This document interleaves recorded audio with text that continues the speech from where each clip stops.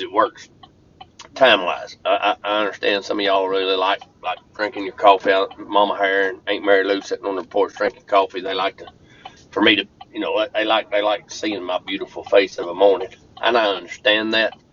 Uh, Maybe one day my wife will have the same perspective. But anyway, I wrote a sermon this morning and was working on a deal. I get to go to Panhandle, Texas this weekend. We'll be speaking at a men's deal, and then I'm gonna preach at their church that Sunday morning, and then me and Christy are gonna cut across to the ranch in New Mexico and do a little elk hunt for a couple of days. So this morning I've been working on, last couple of mornings I've been working on messages for these men. I think I speak Friday night, and then I think it's 3 times. I speak Friday night, 3 times on Saturday, and 1 time on Sunday morning. So that's a lot of talking. But it's on my topic. I mean, I like to talk to men about being a man, about preaching to men, encouraging men. You ain't got to be sensitive. In fact, you need to be a little bit rough or manly-ish. You know what I'm saying? Like I want to be make sure that if anyone there is a sensitive individual, that they will be irritated by me because I'm not that sensitive of a guy. I don't want to be hateful, but I'm more like a SOS pad than I am a washcloth. Especially when it comes to men, I'm trying really hard to be more Holy Spirit filled, and the Holy Spirit is gentle and peaceable and lovable and kind, and He's also firm and truthful. And I don't think we don't think any of us really want to just be mean, but so anyway, I was studying today, and I think one of the biggest things that we fail as men is the church, not just the men of the church, but the church as a whole. We do not still honor the Great Commission. Now, the Great Commission, Matthew 28:19, go to all the nations, preach, teach, and baptize in the name of the Father, Son, Holy Spirit, making disciples. That last part, making disciples, is very difficult. We like to preach, teach. We love to baptize. And I'm telling y'all, I'm not being funny. I'm not being sarcastic. I love to preach about the goodness of the gospel, about Jesus Christ. I love to tell them about my Father in heaven and the Holy Spirit. And we love to see people accept Jesus' salvation or redemption through the bloodshed of Christ. And we love to see them get baptized. But the work comes in making disciples. Because if we don't make disciples, which a disciple means a disciplined learner, a follower. If we don't make disciples, we just have a bunch of little babies, and they're vulnerable, and they're gentle, and they're susceptible to different types of infestations and sicknesses. And so just like a baby, you don't want them exposed to just everything in the world. You gotta want to strengthen them, and it's the same thing we need to be doing with people that come to know the Lord, which is why we're doing on Wednesday night that Foundations Bible study, and where we have, I think there's 14 or 15 in the class, and we have discussion and conversation about what's the 6 fundamental foundations of the faith that are listed in Hebrews 6:1 and 2. Because we as a church, we want to make sure we do more about preparing people for this new life they just entered into, to disciple them. And so, but I got to this deal today, I'm going to talk to these men about being disciples. And in Luke chapter 2, it says that Jesus went to Nazareth, and He continued in submission to Mary and Joseph, and He increased in stature and in wisdom and in favor of God. 3 areas that Jesus increased by being in submission, ranking under His mother Mary and His earthly dad Joseph. Why is that important? I think it's important that we grasp that we see the three areas: wisdom, his physical stature, and favor of God. Uh, we all three, we ought to be increasing in all three. We ought to be, and hear me out. We ought to be increasing in our wisdom, our physical influence, our influence in this worldly realm, the physicality, the impact we make in the physical realm, not our waist size, men. As I have gotten older, I have got a belly. I don't know where it came from, except by my dad. He was 9 months pregnant when he died. Big old belly.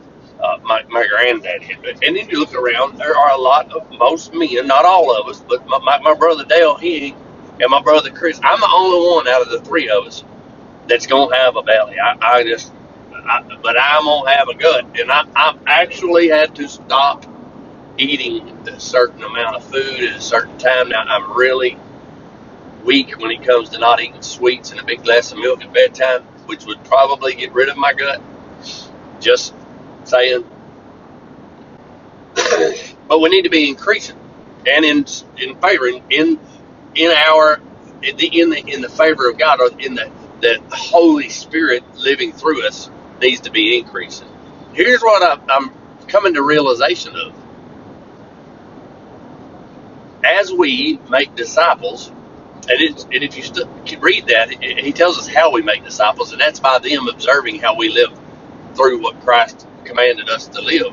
He's telling the disciples, well, the same thing's true for us.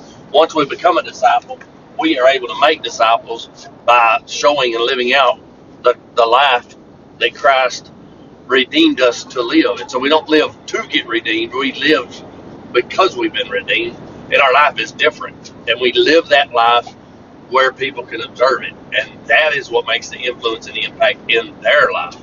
Well, let me tell you something. If you have no discipline in any of those three areas, you are not increasing. Therefore, you're not whole. Your oneness, who you are, is not healthy.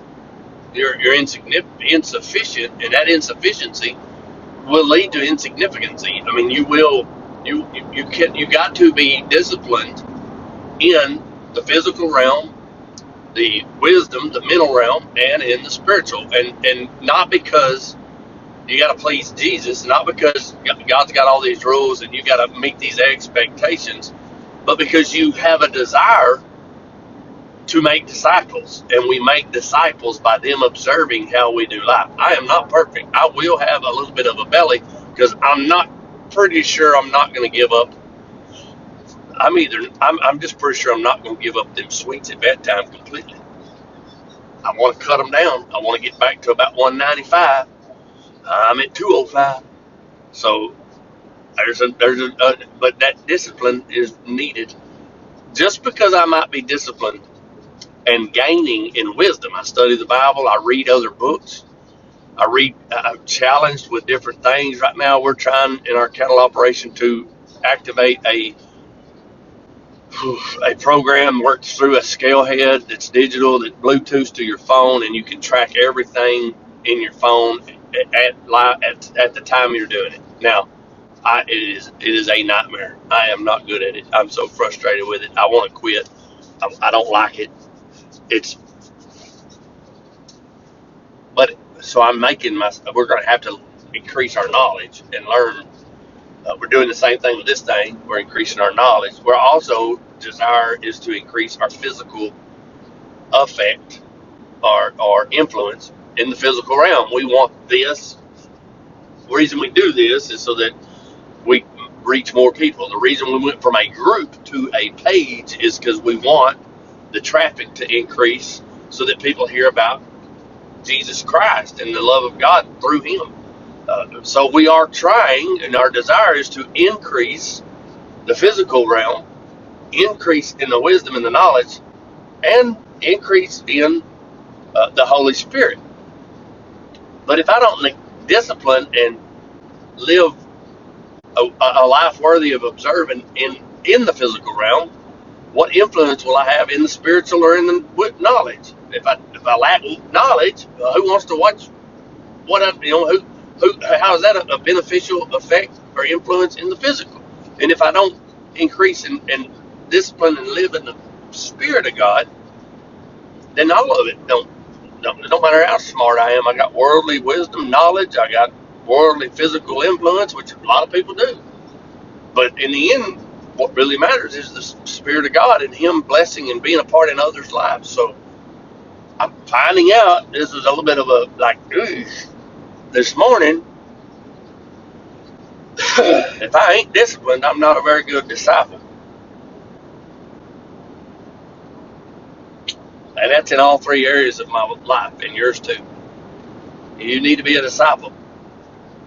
You need to be discipled so that you can be observed and make disciples through them observing your life.